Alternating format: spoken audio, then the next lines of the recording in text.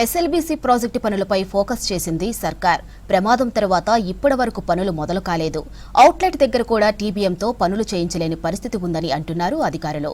ఇక టీబీఎంతో పనులు చేపడితే ప్రమాదం జరిగే ఛాన్స్ ఉందంటున్నారు. దీంతో నెక్స్ట్ ఏం చేయాలనే దానిపై నిపుణులతో చర్చిస్తుంది ఇరిగేషన్ శాఖ.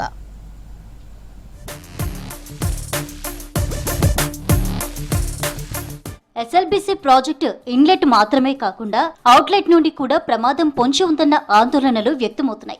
ఇన్లెట్ దగ్గర ఈ ఏడాది ఫిబ్రవరిలోనే పనులు మొదలుపెట్టారు. అయితే దురదృష్టవశాత్తు అదే నెల 22న టన్నెల్ పైకప్పు కూలిపోయింది. 8 మంది కార్మికులు అందులోనే చనిపోయారు. ఓ 2 కార్మికుల డెడ్ బాడీలు బయటకు తీశారు. మిగతా 6 డెడ్ బాడీలు అందులోనే ఉండిపోయాయి. అయితే తాజాగా ప్రభుత్వం ఆ దుర్ఘటన నుంచి తేరుకొని మళ్లీ పనులు ప్రారంభించాలని డిసైడ్ అయింది.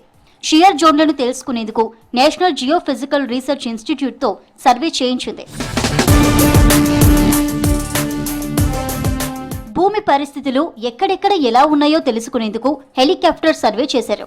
ఆ సర్వేలో భాగంగానే ఇన్లెట్ దగ్గరే కాకుండా అవుట్లెట్ దగ్గర కూడా షియర్ జోన్లున్నాయని గుర్తించినట్టు తెలిసింది. అవుట్లెట్ నుంచి ప్రస్తుతం 21 కిలోమీటర్ల వరకు పనులు పూర్తయ్యాయి.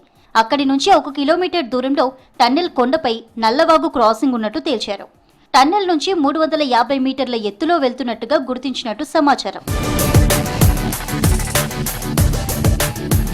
ఎస్ఎల్బీసీ పనులకు 2005లోనే జేపీ సంస్థతో ఒప్పందం కుదిరినా 20 ఏండ్లుగా ఆ సంస్థ పనులను సాగదీస్తూ వస్తోంది. ఎప్పుడూ ఏదో ఒక కొర్రీ పెడుతూనే ఉంది. కరెంటు బిల్లులు పెండింగ్ అని ఒకసారి, టీబీఎం పాడైందని ఇంకోసారి, విడిభాగాలు రాలేదని మరోసారి, ఇలా ఏదో ఒక సాకు చెప్తూ పనులను ఆలస్యం చేసింది. పైసలు మాత్రం కావాల్సినప్పుడు తీసుకుంది. అసలు పైసలు రిలీజ్ చేస్తే గానీ పనులు చేపట్టని సందర్భాలు ఉన్నాయి. ఇప్పుడు కూడా ఆ సంస్థ కొర్రీలు పెడుతోంది. ఇప్పటికే ఆ సంస్థ దివాలా ప్రక్రియ మొదలవగా బిల్లులు చెల్లిస్తేనే పనులు మొదలు పెడతామని మొండికేసింది.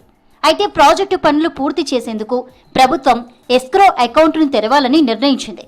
నిధులను ఆ అకౌంట్కు బదిలీ చేసి అందులో 30% పట్టుకొని మరో 70% నిధులను నిర్మాణ సంస్థకు ఎప్పటికప్పుడు విడుదల చేయాలని నిర్ణయించింది. అయితే నిర్మాణ సంస్థ అందుకు అంగీకరించలేదని తెలుస్తోంది. ఎస్క్రో అకౌంట్కు ఒప్పుకునేది లేదని, నిధుల ఫ్లోకు ఇబ్బంది అవుతుందని వాదిస్తుంది. పాత పెండింగ్ బకాయిలను పాత అకౌంట్కు చెల్లించాలని డిమాండ్ చేస్తోంది.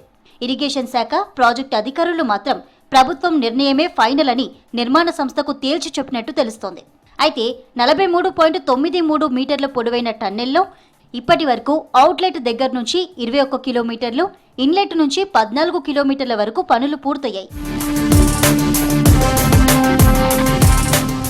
శ్రీశైలం ఆఫ్ షోర్ ప్రాంతమైన ఇన్లెట్ వద్ద నుంచి టన్నెల్ బోరింగ్ మిషన్తో పనులు చేపట్టడంతో ముందు ఏముందో తెలుసుకునే ఛాన్స్ లేకుండా పోయింది.